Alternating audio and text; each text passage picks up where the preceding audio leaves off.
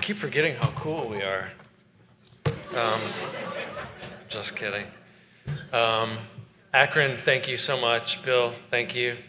It's great to be here with you guys. I love this conference and what we do collectively. I feel like our tiny little piece of this with a presentation is much less important than what we do collectively in a forum like this. So we're thrilled to be a part of this today. And a little homework assignment, since we have the brain trust in this room all collected, if you guys can collectively come together and use your AI wizardry and figure out how to make Deshaun Watson a better quarterback, I'd be really happy.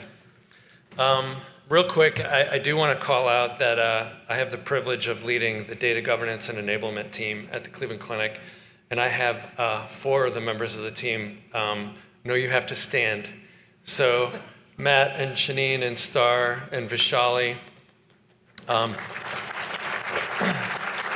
these guys are the brain trusts of the hard work, all the hard work that we do. I just draw pictures and point a lot. But these guys get the work done. Vishali actually came through this program, which is awesome. So, great presentation so far today. We hope to stay up to par with that. We're going to be honest with ourselves and leave the clock out here. So Joe, that'll be in the corner. And I want to just frame this idea of literacy because it's going to permeate through the presentation that we give. And this idea at the clinic was we wanted to organize this enterprise-wide approach to literacy, but no one really knows what literacy is. So what that meant for us was building out a commonality of experience, a commonality of language where we could, and then building out a central repository of terms and conditions and things like that, so that the enterprise had a central location where they could find that source of truth. So we have 85,000 people at the clinic. If anyone hasn't heard of the Cleveland Clinic, we're a small non-for-profit in Northeast Ohio. We have sites in Abu Dhabi. We have a hospital near Buckingham Palace in London. We have a site in Canada, a brain center out in Vegas, a bunch of hospitals in Florida, and then the ring here that we have up in Cleveland. And it's pretty complex. So trying to give our employees opportunities to actually be literate doesn't mean that they're literate. But we try to do this, and we do it through training and videos and workshops. We have office hours and learning pathways. We have e-learning modules. And these are all designed, a couple of people in the room actually facilitate those meetings to continue to try to, again, uptick the idea of literacy for the clinic. For me, this is just my personal opinion. In my brain, I always break it up into 3 groups. There's more like cognitive literacy, which is really our ability to understand data, how to read it, how to communicate it, how to use it. And if you target if you target the consumer of that cognitive track, it's really teaching about the data lifecycle, how to interpret the data, how to contextualize the data, and do it in more of a standard and repeatable manner. So that seems pretty easy. The producers, when you target them with cognitive learning, it's one of the things that's interesting is we wanted them to understand what the consumers wanted. So the producers can't just sit in a box and produce. They have to actually engage with the consumers. So part of our literacy is that as well. The second one is technical skills, which a lot of people think about with literacy. And really for the producers of the tech and the data, that it is about upskilling them and teaching them about Tableau or Power BI or Python or whatever. And we go through that process with some of our technical learning. And then there's the bogey, number 3. And that's like the organic way that organizations communicate or don't communicate with each other. And that common language grows up in the culture, and some of those common practices can be negative, So I know that there's some cultures that are so disassociated from a commonality of experience and a commonality of how we talk about the business that they truly become illiterate over time. And so we do our best to give our folks the opportunity to combat that and sing from the same songbook. I'm going to give you one example of like an organic idea of literacy. And one of them is actually, I've already slipped it past you. You will never hear me reference the team that I have the privilege of leading as my team. Never. I will never call it my team. It's the team that I have the privilege of leading. And that is literacy. That's about changing the dynamic and the culture of the organization. So these 4 people didn't hear me say that they belong to me. They're not my team. I have a privilege of actually leading these guys. That's pretty powerful. Another example is, so the institutes at the clinic is set up in disease institutes. So like heart and vascular, imaging, neurological. So we have these institutes, right? And then we have these big chiefs that are some of the world's best doctors in the world. And I remember one conversation with one of them, and he kept saying, oh, my data, I own the data, and I own this data, and I own that data. And I used my Jedi mind trick on him, and I sat him down, and I said, hey, you know what? What's really interesting is you actually don't own any data. The entity, the Cleveland Clinic Foundation, actually owns the data. However, I was giving with one hand and taking with the other, and I said, you are the primary clinical authority of this data. And when people publish on it, they should never publish without coming to your team, because you guys are the primary clinical authority. And he went, yeah, that's good. Do I get veto rights too? And so that's the idea, that organically literacy becomes part of how we have that commonality of experience. So I wanted to just touch on that briefly because, and we haven't even moved our slides yet, but you're going to start seeing as we go through this process of what we think about governance, why that literacy component is going to be really important. All right, so this idea of good governance accelerating AI innovation comes from an illiterate conversation that I had with somebody who kept saying, governance is the place where innovation goes to die. And he would say it over and over and over in very high important meetings. And I sat with him and tried to do a Jedi mind trick on him as well. And I said, hey, I really need you to stop saying that.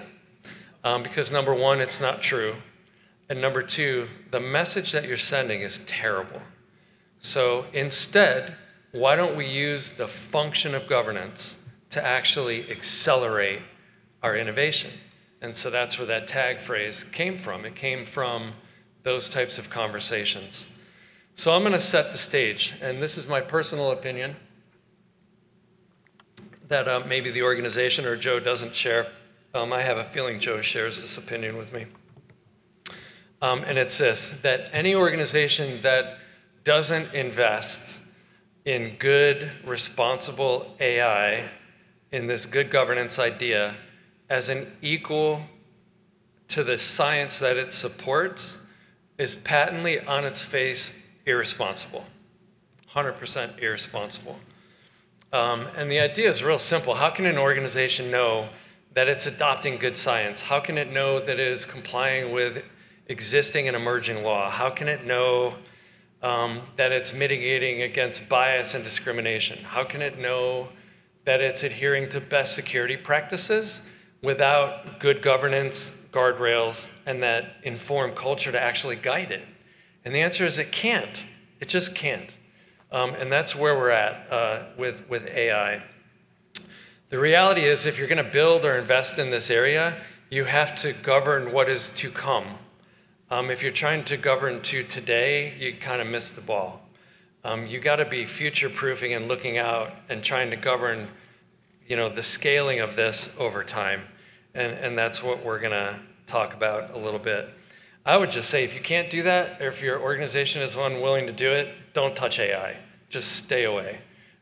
It's really that important. And we don't always get that attention that I think it really, really needs. All right, so now I'm going to click to our first slide. So I want to set the scene in healthcare. I know we're cross-industry here. There's not a lot of people probably in the healthcare space.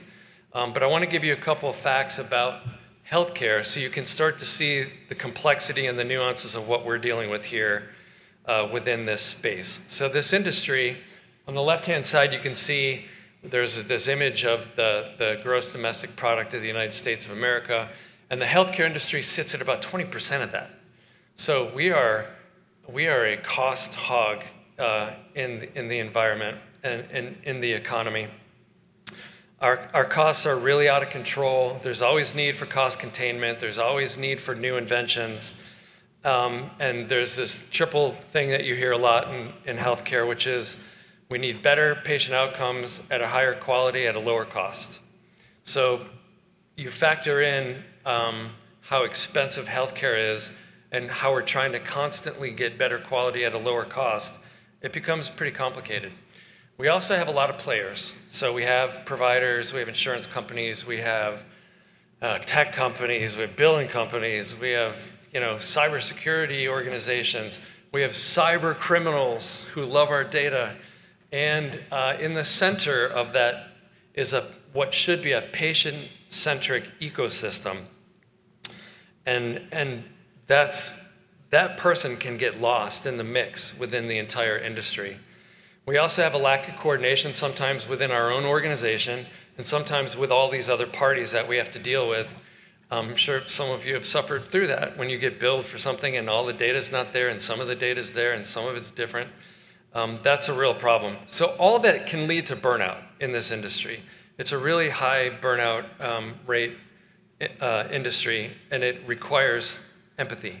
So what we call patient experience, or this idea of patient empathy, it gets impacted by the advent of more and more tech. So the more and more savvy our physicians get, the more and more time they spend on tech, the less face time they get with the patients. It's just an equation that's really difficult to solve within healthcare. But our example over here, I got Patty, the patient, sitting over here. And she's been sitting for like an hour and a half waiting for her doctor to come back in the room. And this guy's in the next room on ChatGPT, and he's prompting, banging away, how can I have better patient experience results? And I always think it's such a dumb example, but it's really not that far-fetched. These guys are really busy with how they take notes and how they deal with tech. And Patty is going to be sitting there getting pretty frustrated. So let's have artificial intelligence then enter the stage. So how can AI actually help, and how can we govern it as we roll it out? When we roll it out, it has to be harnessed and unleashed in a responsible, governed way. We hear these buzz phrases all the time, but we want to dig into that a little bit. We want to keep patient prominence uppermost in mind when we do it, and we want to fuel innovation with the governance. That's a really key point that you guys should take away from what we talk about today. Now, this means you have a comprehensive strategy, and we're going to walk you through what we think the strategy looks like in healthcare, along with some ethical principles of practice. We're also going to show how we collectively work with third parties, because we do certain things really, really well, but there could be other parties in the ecosystem that also do things really, really well, and there's opportunities sometimes to work together. And then lastly, and the lawyer in me, this is where I get a little giddy, is trying to future-proof our environment and future-proof the models based on not exactly what the law is today, but where we can predict and forecast the law is going. It's not a perfect science, but you have to be thinking about future-proofing your models. Okay, so we do have is there anyone in the room who just hates their data governance team? They never talk to them, never invite them into the rooms, and everyone's always disparaging data governance. Anybody? Can anyone be honest, please? No one's going to be honest. So the hardest part of data governance is you. And that's true. People don't invite data governance into the mix with everybody. And this is a really critical piece of the puzzle. So I would encourage you to love your governance people and invite them into the room. And if they're terrible workers, get new workers that are actually going to get you guys where you need to go. No, I'm just kidding. But there is a perceived conflict between governance and innovation. And a lot of times that happens because people are super passive and dispassionate about it. But if, again, you're using the tool of governance to actually hit your ROI and you're using it to accelerate your innovation, you're going to be much more successful. All right, so there's slide number one. So we have the healthcare space. I'm going to talk about the President Biden executive order that some of you know about that came out last year. Now we're going to target the technology a little bit. So mostly because of the big burst of energy around ChatGPT, quite frankly, there's a big reaction across the world. And in our government, there is a huge ecosystem call to action. And so on this slide, you can see in this executive order, for those of you who haven't seen it, it's really a push to really develop and harden our processes around trustworthy AI. And it's a call to action for Congress to go do some things, for the federal agencies to continue to evolve and adapt, for our tech companies, big, small, medium, to get much more responsible and accountable with how they actually roll out products, and then also interacting with our international parties, predominantly our allies in the EU, and then the UK as well. So on the left, you can see the things you would think that you would hear about, like accountability and privacy and trustworthiness and all that. And one of them is this idea of a privacy right that will continue to change in the United States. And I'll just frame it in healthcare, but it's pretty true with most industries. Privacy in the United States is a balancing act between our right as the Cleveland Clinic to use a patient's data and that patient's right to keep it private. And there's certain times that we can use that data without authorization. It's basically for treatment and for payment and healthcare operations. So it's a balancing act. That's all you need to know. In Europe, and a lot of you know this already, privacy, because of World War II, is a human right. And so in Europe, it's a much different game because the individual has a much tighter control over his or her data and who can use the data, and you can even have the right to be forgotten with companies. So there's a very different context here. But the reason I point that out is, again, with that idea of future-proofing, we don't want to lose sight of the fact that those laws are impacting what we do in the United States. And I'll give you a great example. If you guys know GDPR, that privacy regime in Europe and the UK has already found its way into about 18 state laws across the country, including our great Buckeye state of Ohio. I was part of a broader legal group that helped to write our Ohio Privacy Protection Act that's working its way through our Senate right now. And that took pieces of it. So we're seeing an influx from Europe of regulation, and I just want you to keep that in the back of your head. On the right-hand side, the federal agencies, the acronym's NIST, I'm going to point out because we're going to talk about it, our National Institute of Standards and Technology. For those of you who don't know NIST, NIST provides some voluntary frameworks for folks, a lot around privacy and cybersecurity and software development. But in particular, for our discussion, they have an AI risk management framework, which was mentioned in our last topic, the last presentation, and we're going to do a deeper dive into that in a second. Now, the call to action for NIST was, like the other federal agencies, was to continue to enhance and go to 2.0 and see what worked and what didn't work. And we actually sit on the NIST AI Safety Consortium to help bring our voice to that mission. So that's the EO. It's kind of fascinating. It's prompting a lot more interaction between, again, not just our folks in the United States, but overseas. I'll give you one last example, and then I promise I'll go to another slide.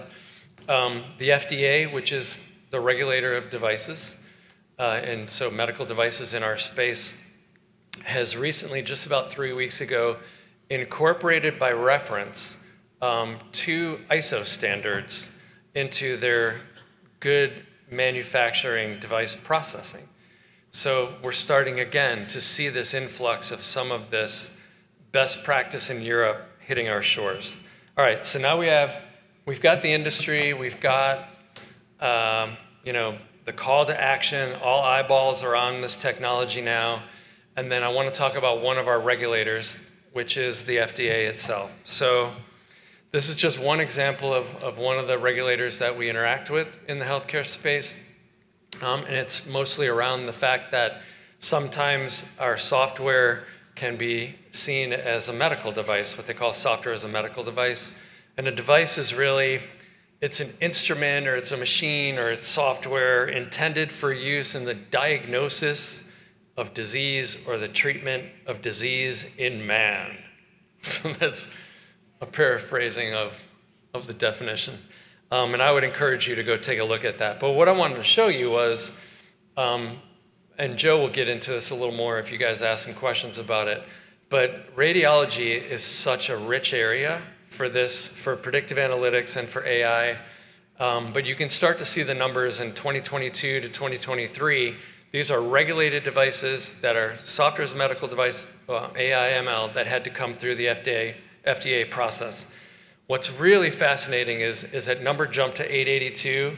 And then recently, by end of August and now into September, that number is much higher. It's almost at 1,000. So the FDA is really busy right now. And that's an important concept for the people in healthcare to understand, because you are going to be regulated and you have to know when you're going to be regulated and when you're not. So I'm trying to paint this picture that we have this explosion of technology. We have all these problems in healthcare. We have opportunities to harness innovation, and we have challenges of mitigating risk. And our response to that is the establishment of a multi-pronged, multi-stakeholder governance framework that we affectionately call our AI task force. And I'm going to cover this a little bit and then turn it over to Joe, who's going to take a deeper dive into it. But this is our formal decision-making structure. It is headed by Joe and I as the co-chairs, and it's a wonderful opportunity for data governance and data science to actually co-chair and represent the rest of the enterprise within the context of that group, and we'll show you the members of the group in a second. But we oversee the development of all of our underlying AI programs across the enterprise, and it's pretty amazing. So what we've been able to do so far has been fantastic. We've proven that good governance actually can accelerate the right use cases, that the horses we want to ride on versus the ones that are dogs. And if you look at this slide on the left-hand side, the team that I have the privilege of leading does what you would think we would do. We manage it, we're measuring it, we're organizing the people, we're writing the policy, we're facilitating the relationship management, which is really difficult. And then Joe's team on the right does sciencey things. They're much more consultative in nature. They're coding, they're doing the validation testing, they're taking some of the structure that we've given them and implementing it. And it's a really great way to do this. So that circle just gives you a sense of some of the activity that's going on within the actual task force.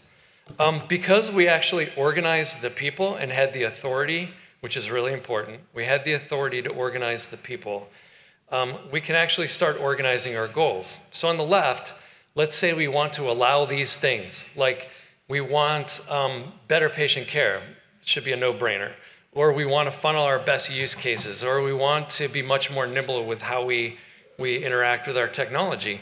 We can now do that through the structure on the right. So the structure doesn't have to be a bureaucratic nightmare. It can be something that actually, again, facilitates action. And that's what the intent is. So our task force sits in the middle there, and we have a model development framework and some ethical principles of practice. And our goal is to show you how that all comes together to give you that holistic picture of true acceleration. So this is our task force, and we're pretty transparent about it. It is a 12-member task force out of 85,000 employees, and it will never get to 13 is the goal. We need a really small group.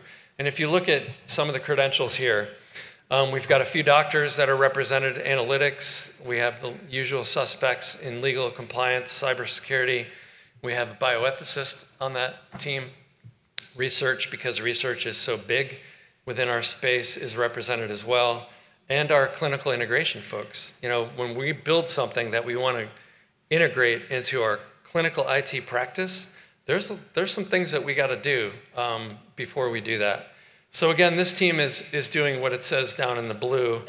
And part of that whole process of this diversity of opinion and empowerment within this group is debate. I mean, we have discourse and discussion and debate and drafting and redrafting, and it really has accelerated our understanding of what we want to do. So here's a great slide that shows what those stacks really look like, you know, from a policy perspective, all the way through modernizing a platform if you have the cash for that, which I know not everyone does, and we're a little strapped in that area as well at times. And then all the way over to this idea of these consortiums and partnerships. But activating AI, you gotta have a true champion to be able to do it based on that strategy and the policy. And this is the way we did it. We pulled the people together, and that collective group has a much stronger voice when we go for funding or we go tell the organization what we want to do. Another thing this group gets to empower the organization with is, again, collectively coming together, the 12 of us saying that we need A, B, and C. We come as a group of 12 across those disciplines to be able to do that. And on the top left here, you know, you're not going to go real far unless you have a better tooling and the technology, and you need data that's fit for purpose. So that's the upper left-hand side. We can go try to get those investments out of the AI task force. On the upper right of the slide is Joe's team, the Center of Excellence, upskilling these guys and using the existing people that we have around the enterprise, and either retooling some of them or helping them in the bigger picture. We have a kind of a smaller team in the middle and a distributed analytics capability, partly because of the breadth of it. On the bottom right, we have our partnerships. The idea here, again, is certain organizations are going to do things really, really well, and it might be a waste of time and energy and money for us to actually duplicate that versus having the right partnerships. And you have to really be clear with who you're partnering with in this space, but it's part of the equation. And we wanted to point that out as something that we push through that AI task force. What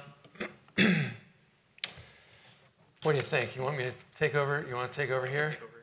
Yeah. So we're in this third-party space, and what we're going to do, Joe's going to take the next crack at really taking a deeper dive.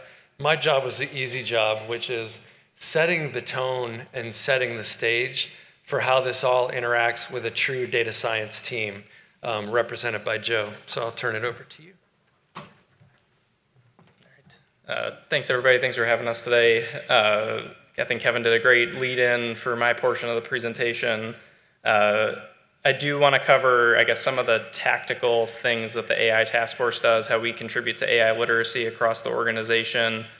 One of the major components of the AI task force is participation in various groups outside of the Cleveland Clinic, letting us represent what our organization views as best practices and some of the things that we're learning, but also being able to gather information from others so that we can apply them and keep growing as an organization in this space.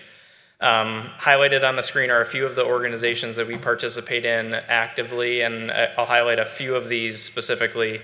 The AI Alliance is one that you probably see in the news if you keep up with this. It's a pretty popular or big initiative going on through our research arm at the Cleveland Clinic, and that's really where that's driven through.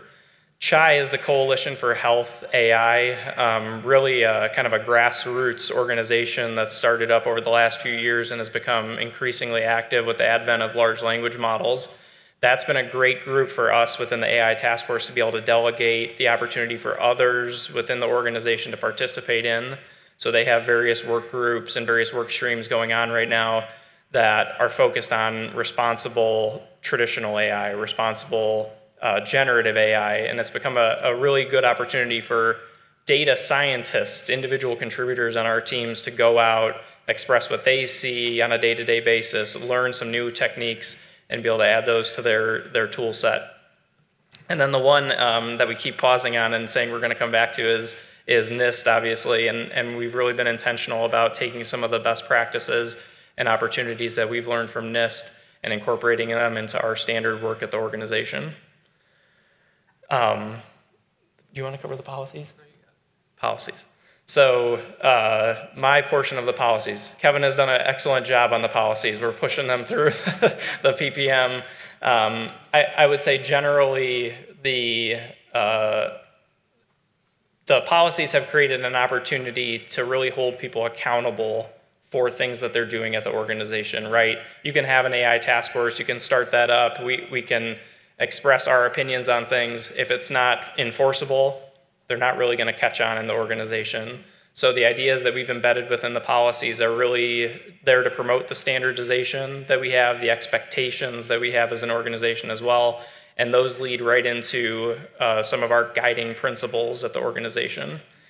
As I always say, these are or can be a lot of words in a lot of cases, and without real meaning or real substance to these, they stay as words. I try to highlight a few of these key principles and how we've put them into practice at the Cleveland Clinic to show exactly how we're really standing behind these principles and putting them into action. Patient transparency is one I always point to. So we're piloting a number of technologies at the Cleveland Clinic today to try to make physicians' work more efficient. One of those pieces of work that they do is after visit summaries. You've probably, if you watch the local news, seen some stories about how Cleveland Clinic and other hospitals are exploring technology that listens to the patient-provider conversation when they're in the office, summarizes that, and puts it on the after-visit summary. Patient transparency to us means making sure that the patient is aware that AI was in play for that technology and for that summary that was produced for them. Fairness is a big thing for us. As I said on the AI task force, pretty much every project or product that we're exploring at the organization, we take fairness very, very seriously. Data scientists, so sitting in my shoes, what can data scientists do to promote fairness? We've seen some technologies come to play that really promote this, really create a great opportunity to show how there's limited bias within the models that are being developed, limited bias within the technologies and applications that are being developed with LLMs.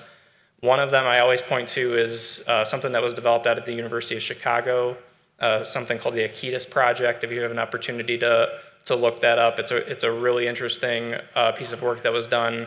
It was extended to Carnegie Mellon over the last couple of years. Those have become invaluable tools to demonstrate mathematically how we are not presenting bias within models that are getting developed within the organization. One example of how we've applied that tool early on in the AI task force journey, we were developing a model to predict whether or not patients that came in through the emergency department were going to get admitted and then quickly discharged. It's a throughput efficiency issue at the Cleveland Clinic that patients get admitted for a day and then get sent home. Really didn't need to be that in the bed to begin with. We developed a short stay model to try to alleviate that, address patients that could go home rather than getting admitted. Obviously, there's some sensitivity to that. You don't want to push patients to the home and be wrong about that. So one of the indications that we saw within that short stay admission model was the fact that patients under the age of 18 were being inappropriately identified for being sent home or discharged too early. The recommendation that came out of the AI task force was this model's good for patients over 18 years old. We're not going to use it on our pediatric patients, and that's one application that I can highlight. We're also really trying to embed continuous improvement activities within the work that we do in the model monitoring landscape. We touched on the FDA a little bit earlier. One of the challenges with the FDA is when you pull a software as a medical device in, that model equation is what you've promoted and is what has been approved by the FDA. If there's any changes to the coefficients or variables that go into that model, it's a refresh, right? You have to go back through the FDA process, another long, arduous activity that needs to go on. So we are really thinking critically about how we incorporate continuous improvement in a lot of the models, but adhere to some of the standards that are in the industry. And that's a journey that I think we're just beginning. Finally, NIST. So how exactly have we been applying the NIST risk management framework, RMF? Starting on the right side of this slide, we have at our organization, probably for the last decade, had what we call model playbook. This is our version of documentation, our model card, you might hear it referred to as. Within this model playbook, we incorporate a lot of things about data sources that were used, modeling methods, peer review that took place to evaluate the model. That kind of lived on its own. It was, again, kind of grassroots effort to develop it. We borrowed a lot of standards from our research arm at the Cleveland Clinic, but there became a great opportunity to take the NIST framework and map it to the playbook and evolve it in a way. So over the past year, we've really been intentional about looking at NIST, looking at all the standards, best practices, principles that it has, and mapping those to the playbook, enhancing it, and then where it made sense, even evolving it past the playbook into our peer review process, which we apply not only to internal models at the Cleveland Clinic, but also third-party algorithms. The long and short of what we're trying to do with the AI task force is really try to embed a multidisciplinary team across the model lifecycle. If there's folks in the room, and the data scientists in the room, folks that are familiar with the modeling process, this model development framework probably doesn't look all that different from something you're familiar with. What we really try to do is make all of those multidisciplinary teams available to developers throughout the process, people that are even using AI. So if you're going to a third party and purchasing something, making folks on the AI task force available so that they can contribute some thoughts to, is this good technology? Are there risks we should be thinking of? That hopefully happens across the process, and that's really what we've been promoting through the task force. This slide is busy, but it's meant to be more busy as it gets into the nitty-gritty of what this development life cycle looks like and where the AI task force comes into play. And at the end of this, I'll loop back to, I think, how all of the AI literacy, data literacy comes together for this process. The AI task force, if you can see the slide, the purple circles are really where we try to embed our AI task force into the situation. And you see those infrequently on the map, and hopefully purposefully infrequently. But intentionally, at the very beginning, and at the point where we try to push a model into production or pilot phase to really test it out in a simulation environment. The project intake section on the upper left-hand corner highlights one of those areas where teams are bringing new ideas to the task force, presenting them as, here's an idea that we want to pursue, here's some of the background, here's some of the things that we've thought about that need to be taken care of, some of the risks, considerations that we're making along the way. And it's become a great opportunity not only for the AI task force, that multidisciplinary team, to give various perspectives. Kevin from his legal background, me from my data science background, Aida McCracken, who's a great partner from her compliance background, all get an opportunity to get right up front in that project, give a perspective so that the development teams have an opportunity to hear that. After that, the AI task force takes a step back. We're really not involved in the process. We're there to accelerate the activity when it's needed, provide guidance on certain processes within the organization. It's complicated at the Cleveland Clinic with 80,000 people to get stuff done.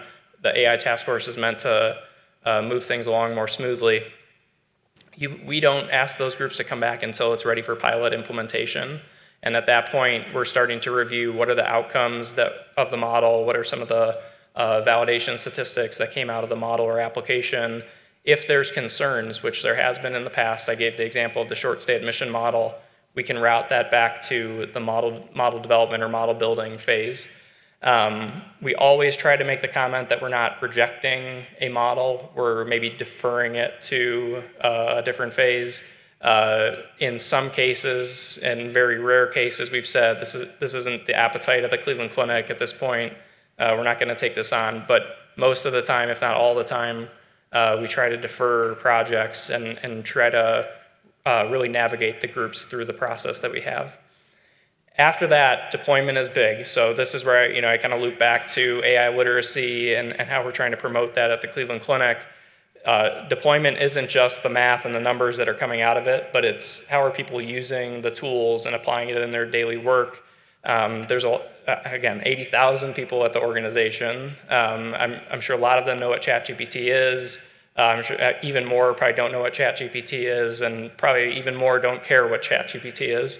So being able to tell them, here's what the model is for, here's how you can use it in your practice, here's how it's going to augment what you're doing. It's not meant to replace the activity that you have going on today, but it's meant to accelerate and, again, make a better experience for not only the caregivers that are using the tool, but also the patients that are coming through the organization.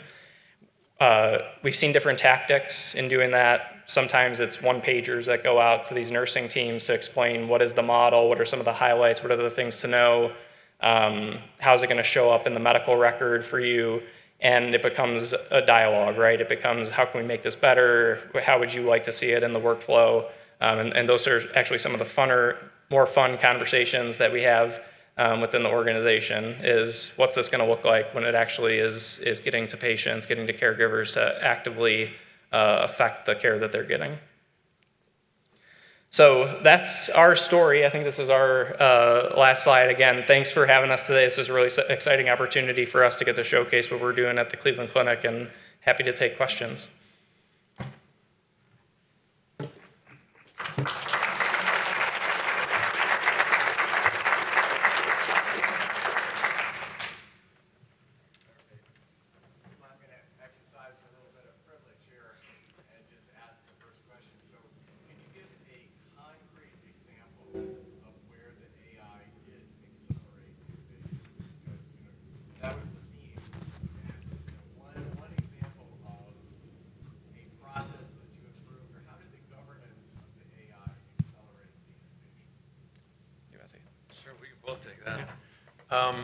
There's some easy things to think about.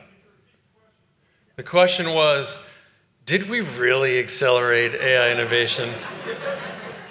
Or is this just a bunch of fluff? So with an organization as big as the clinic, with distributed teams, we had people, multiple teams working on the same type of problem with the same type of tech. So the inefficiency absolutely helped to accelerate pulling those groups together and having one single voice instead of 12 different projects, number one. Number two, what historically, so there's something, if you guys know, of privacy by design. So what we've tried to do is privacy by design, legal by design, governance by design, cybersecurity by design, and get us, the people that are always put on the leper colony, in the door at the very, very beginning. Because, Bill, to your question, what people tend to do is not taking a dig at data scientists, but I've known a few that'll like sit in a little room with servers under their desk and just start banging away, building whatever they're building and not talking to anybody. And then at the end of the day, we tell them, you can't do that. So, it's the acceleration is the funneling of the right use cases, the pending of the ones that we're not ready for, and the dissolution of the ones that really shouldn't happen. And Joe's being nice, but I'll give the one example where we want our physicians to be really innovative, and we want every idea under the sun. But every once in a while, they're going to be a little dicey. And one was, can we just, create the autonomous releasing of medication? And we said, no, not yet. No, we're not there yet. So the acceleration, from my perspective, is that, and it also gets people through that process much quicker because we do all the peer reviews and the bias detection, all the training on the data, the training on the model. That all gets that multi-stakeholder view model or multi-stakeholder view group together as one versus, go here, when you're done, go there, when you're done, go over here. Anything else further on that? Yeah, I guess, I'll lend my perspective just from kind of a developer, and because as projects come in through the AI task force, my team often becomes kind of that becomes intake for my team. So we're oftentimes taking those projects on or partnering with the groups that have the idea. Acceleration, and not everything at the Cleveland Clinic is clinical in nature. We have a lot of business arms across the organization. Early on, our investment team came to the AI task force with an idea that they have thousands of documents that they need to go through to prepare for meetings every month. This takes hours and hours of time. We don't feel like we're getting complete information from it. How exactly do we do this, right? It's a problem. They don't exactly know the answer, but they feel like predictive analytics can help with this. Before the AI task force, and I guess the popularity of some of the teams that are sitting on the AI task force, I think that project would have kind of gone idle, and the problem would still exist today. My team got an opportunity to work on that project with them, or work on that problem with them, incorporated AI, large language models into the task, retrieval augmented generation, to produce an application where they can ask a question now to prepare for a meeting around some of the funds that they manage, and the AI is interrogating the documents, summarizing them, producing a cohesive summary back for the caregivers that are managing those funds, accelerating them to do their work, right? Turning hundreds of hours, as I'm told, per year into hopefully minutes to prepare for meetings. So that's one example, and we wouldn't have those opportunities. Countless teams across the organization that I've never met before have come through the task force, and I think without the organization, we wouldn't have been able to do it.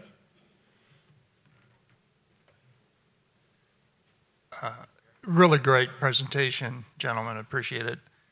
My question is this: you had talked about future-proofing, and also you talked a lot about new governance being onshored from Europe. Given that we're in an election year, is there anything, as we look at future-proofing, any insights that you might be able to give that would say, dependent on who, which party might be in either the White House or in Congress, any policy insights that you might, as we take a look at future-proofing our organizations? Mm-hmm. Good question. I have a couple answers that are competing in my head. One is, it doesn't matter, because the longer-term impact of that wave coming from Europe is coming. And Harris isn't stopping it, and Trump's not stopping it, nobody's stopping it. It's coming. So that's the first answer. The second answer, which gets a little more detailed with what you're asking, is the flavor of the Republican Party versus the Democratic Party, and how's that gonna translate. I will tell you that because of our organization, I've done a lot of work with some policy groups and with some senators at times. So I get a different view on what's coming and how the current administration is dealing with it. And there is definitely a pretty strong push on this idea of trustworthy, accountable AI that is front and center right now. In, however many days away we are from the election, and then if we have a new administration, either way, I feel like you have to continue down that path because the mechanisms are in place. The Chime policy team, there's other senators that are setting up state-based bills right now. California just put forth 1047. You guys should look that up. That's like a Terminator bill, which is if AI can kill the world and release nuclear weapons, we need to protect against it. All the way down through a couple other states that are starting to regulate AI at the state level, like GDPR is regulating, like GDPR-like regulations at the state level for privacy. That's not stopping. I don't think that's gonna stop. The future-proofing piece that I was trying to teach these guys was, if you build a model today that's a black box that lacks total transparency and explainability, in 3 years you might have to take it apart because Europe does not like black boxes, and that's coming our way. So there's gonna be this tension between these deep neural networks are great in healthcare, and they tend to be black boxes, but we know that the value of what they can give to medicine is going to be incredible. At the same time, the regulations are going to say, if you can't explain it, we got a problem. So it's that kind of activity I think it's going to happen. I hope I answered that, at least with my opinion. Got any more? Got one in the back? Over here. Oh, How are you? So you mentioned NIST and policies around that in regards to AI. How are you guys navigating AI in regards to being HIPAA compliant? That's a funny statement, because nothing is actually HIPAA compliant, right? That's why I'm asking. Yeah, HIPAA is asking organizations like ours to take reasonable efforts, right, to secure the confidentiality, the integrity, and the availability of electronic PHI through administrative, technical, and physical safeguards. So HHS is actually pushing that agenda right now, which is saying, does AI activity, particularly in analytics, fall within one of the exceptions, like healthcare operations? Can we use our patients' information without authorization to do certain activity? And so you look at the legal basis of use and sharing first, and that's where HIPAA comes into play. The privacy rule, and you know this, and then the security rule, and they sit side by side. What's interesting is there's a lot of existing law that is just going to continue with AI. I mean, what is AI? It's math, it's software, it's process, and it's data. So we know we have confidentiality, we have privacy, we have security, we have intellectual property. We have these bodies of law that exist already that are kind of lifting with the new technology, but then you have the nuances of the technology that are causing some grains in the sand. So I think what you have to do in this space is you really secure your access points a little more appropriately. There's a deeper look at the can you and then the should you use that data within that training model, for instance, or in production. Yeah, the equation is pretty similar to pre-AI. It's just the stakes are a little higher, right? And so the regulators are going to be much more less likely to agree that you are reasonable. It's a great question. Do we have one back here, right? Yeah, thank you. Sam Myers at Leaf Home. Thanks for the presentation. It was really informative. But you had mentioned getting government approval and then also working with different third parties. I was wondering if you've seen pushback from insurance providers on the ability to use some of the AI use cases, and even when it's more performative than not using the AI. And I was wondering if you have to end up proving the capabilities that you guys have put in place in order for the insurance to approve that use. Man, that's an awesome question and way outside the sphere of my knowledge. I don't know do you have any insight in that? Yeah, I think I've heard anecdotally that there's conflict happening right now between payers and providers, and everybody's trying to prove whose AI is best for various activities, and especially like exchanges between the two. But personally, I haven't. Yeah, I don't have a great answer for the question. It's a really good question, though. Yeah, the one thing Joe's team actually does this. We actually send our data science team out to interact with the third parties that we're going to contract with, and to review their code, and to review, do really heavy duty diligence, which goes back to your question. So when you're using third parties, our legal compliance posture and our science posture is much more strict, because you just got to know what they're doing. And sometimes the third parties are just going to say, no thanks, you're not seeing our code. And we have the right to just say, fine, we'll go somewhere else. You can't always do that, but the idea is that plays into what you're saying. The diligence on the front end. Do our data scientists understand the product we're about to unleash in our environment?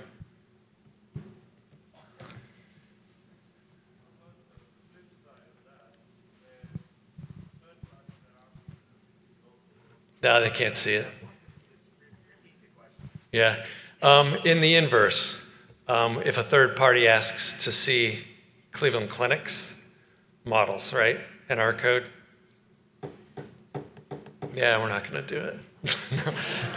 No, that's hypothetical because we don't really have anyone doing that. So when we build our internal models, we obviously use it internally. We do have moments where we have innovation that results in like a joint venture and equity stakes within a company or a royalty arrangement with a third party. And at that point, with pretty heavy duty confidentiality and indemnification clauses, if it makes sense, we would let them take a look at that for sure. It's got to be very specific though. All right, I think we have to eat lunch and we're like keeping you guys away from lunch, but do you have a question? Yeah. Are you doing anything with nudging right now, either with patient outcomes or provider nudging? So the question was around doing anything with nudging, right, is what you said. So provider nudging or patient nudging, that's probably more commonly the use case. I think a lot of our projects that we have that have come through my team specifically are around nudges. Again, I like giving examples, as you can tell, but one of the examples is around social determinants of health. So if you've ever had an appointment at the Cleveland Clinic, before that appointment you have an opportunity to do a survey, and the survey is an attempt to indicate if you have a social determinant of health that might be a barrier to your service at the Cleveland Clinic. Is there transportation issues? Do you have food insecurity? Are there financial issues that could prevent you from coming in the future? We've found through our research arm that a lot of folks don't take the time to do that survey, and the folks that are doing the survey are from the areas that we wouldn't really expect and obviously are seeing don't have the social determinants of health that we would expect within our population. So one of the nudges or models that we're building to nudge patients is directed at that. Who do we think those patients are that could be better served by taking the survey, send out a campaign essentially through MyChart that they can respond to, right? Rather than having one or 2 days before their appointment comes up to fill out the survey, now they have, in their free time, they can go in and figure it out. And then we have a whole team dedicated to reaching out to those patients if they indicate there's an issue or a barrier to their health outcomes. So, yeah. All right.